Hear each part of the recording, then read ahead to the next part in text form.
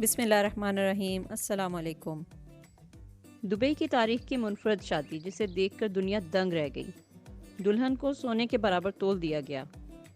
Dubai में होने वाली ये शादी बैनुल अक़वामी मीडिया पर तवज्जो का मरकज़ उस वक्त बनी जब पाकिस्तान से ताल्लुक़ रखने वाले बिजनेसमैन उमर इब्राहिम के बेटे की शादी की दावत में आने वाले मेहमानों ने फिल्मी कैरेक्टर्स का रूप धारा हुआ था।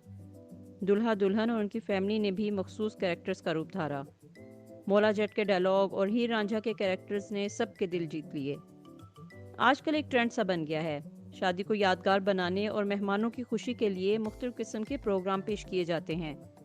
ऐसे ही दुबई में एक पाकिस्तानी बिजनेसमैन के बेटे की शादी की तकरीबात मुनफरद किस्म से मनाई गईं। दुबई में होने वाली इस शादी के एक प्रोग्राम में दूल्हा दुल्हन और उनके ख़ानदान और आने वाले तमाम मेहमानों ने मखसूस फिल्मी कैरेक्टर्स के लिबास पहनकर शिरकत की। ऐसे लग रहा था जैसे कई फिल्मों के हीरोज़ एक साथ खड़े हों। मौला जट फिल्म के कैरेक्टर्स ने शानदार परफॉर्मेंस देकर सबके दिल जीत लिए।